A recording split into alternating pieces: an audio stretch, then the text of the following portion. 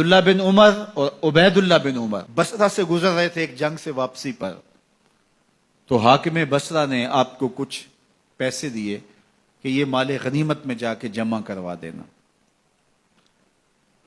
اور پھر خود ہی مشورہ دیا کہ عراق کے اندر فلاں فلاں چیز بہت سستی مل جاتی ہے اور حجاز میں ان چیزوں کی قیمت زیادہ ہے، تو اگر آپ ایسا کر لیں کہ یہ ان پیسوں سے خرید لیں اور جا کے مدینہ المنورہ میں فروخت کر دیں، تو جو زائد پیسے آپ کمائیں گے وہ آپ کے ہوئے، اور یہی اشرفیاں جو میں نے دی ہیں آپ کو، اتنی اشرفیاں بیت المال میں جمع کروا دینا، تم نے محنت کی ہوگی، تجارت کی ہوگی، تو جتنے بچیں گے وہ آپ کے ہوں گے۔ تو انہوں نے کہا بہت اچھا، وہاں سے مال خرید لیا، مدینہ المنورہ میں آ کے بیچ دیا، جتنی اشرفیاں انہوں نے وہاں سے دی تھی بیت المال کے لیے، اتنی بیت المال میں جمع کروا دی۔ حضرت عمر رضی اللہ تعالیٰ عنہ کو پتہ چلا، بیٹوں کو بلایا، کہا کہ سنا ہے تم نے کوئی کمائی کی ہے؟ کہا جی ہم نے تو تجارت کی اور جو مال لیا تھا اتنا مال بیت المال میں جمع کروایا ہے۔ کہا تم بیت المال کے پیسوں پر کمائی کی ہے، وہ پیسے بھی تمہیں بیت المال میں جمع کروانے پڑیں گے۔ یہ عمر ہیں رضی اللہ تعالیٰ عنہ۔ رومی شہنشاہ کی بیوی سلام بھیجتی ہے حضرت عمر رضی اللہ تعالیٰ عنہ کی اہلیہ کو، تو وہ 1 دینار ادھار لے کر کے اس کا عطر خریدتی ہیں اور شیشیوں میں ڈال کر کے ان کو بھیجتی ہیں کہ چلو ایک رواداری کا اچھا ثبوت فراہم کیا جائے۔ تو وہ واپسی پر انہی شیشیوں کے اندر قیمتی موتی بھر کے بیچتی ہیں، جواہرات بھر کے بیچتی ہیں۔ حضرت عمر رضی اللہ تعالیٰ عنہ فرماتے ہیں لاؤ یہ سارے جواہرات، سب کو فروخت کرتے ہیں، 1 دینار اس کو دیتے ہیں، باقی بیت المال میں جمع کر دیتے ہیں۔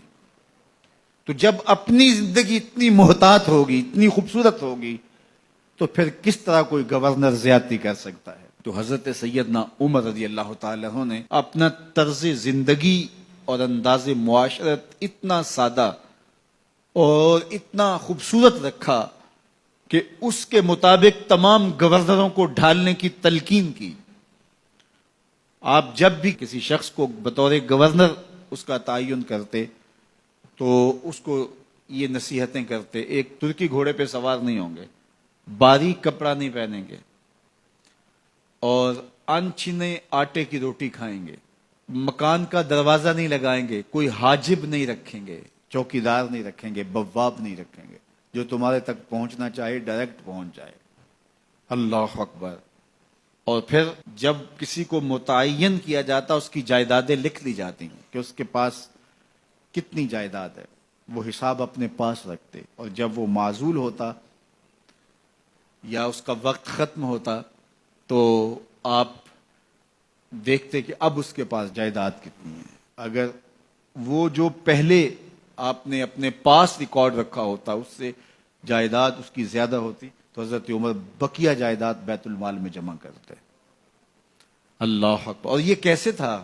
گورنر بول نہیں سکتا تھا، اس لیے کہ حضرت عمر کی اپنی بود و باش بھی اسی طرح کی تھی، اپنا طرز زندگی بھی اسی طرح کا تھا۔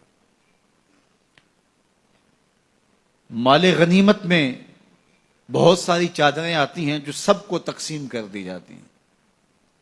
خطبہ جمعہ دینے کے لیے آئے تو ایک شخص کھڑا ہو گیا، عمر خطبہ بعد میں سنیں گے، پہلے یہ بتائیں کہ یہ جو تم نے قمیض پہنی ہے یہ کہاں سے آئی؟ مال غنیمت کے اندر جو چادریں آئی ہیں سب کے حصے میں ایک ایک چادر آئی، آپ داراز قد ہیں، ایک چادر سے قمیض نہیں سل سکتی، تو آپ کی قمیض کہاں سے آئی؟ پہلے اس سوال کا جواب دے دیجئے، پھر خطبہ سنیں گے۔ اللہ اکبر۔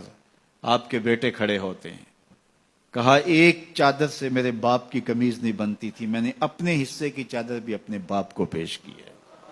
اس نے کہا اب سناؤ، اور ہم سنتے ہیں۔ یہ ہے حضرت عمر رضی اللہ تعالیٰ عنہ کی اپنی ذاتی زندگی۔ ایاز بن غنم کے بارے میں یہ پتہ چلتا ہے کہ وہ موٹے کپڑے نہیں باریک کپڑے پہنتا ہے۔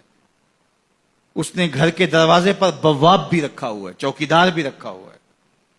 تو حضرت عمر رضی اللہ تعالیٰ عنہ محمد بن مسلمہ کو بھیجتے ہیں، محمد بن مسلمہ جاتے ہیں اور جا کے تحقیق کرتے ہیں تو ایسا ہی پاتے ہیں، تو ان کو وہیں گرفتار کر کے لے آتے ہیں اور حضرت عمر کے دربار میں پیش کیا جاتا ہے، چھڑی اس کے ہاتھ میں دے کر فرماتے ہیں جاؤ تم بکریاں چرایا کرو، تم گورنری کے لائق نہیں ہو۔ ایک گورنر کو بکریاں چرانے پہ لگا دیتے ہیں اس لیے کہ تم نے ان اصولوں سے، ان ضابطوں سے انحراف کیا ہے جو ایک سلطنت کے ذمہ دار کے لیے لازم اور ضروری ہیں۔ دور موجود کے حکمرانوں کو، چاہے وہ عرب کے حکمران ہوں چاہے وہ عجم کے حکمران ہوں، اگر وہ اسلام کا نام لیتے ہیں تو انہیں اپنے اعمال کا جائزہ لینا ہوگا کہ ہم کھڑے کہاں ہیں۔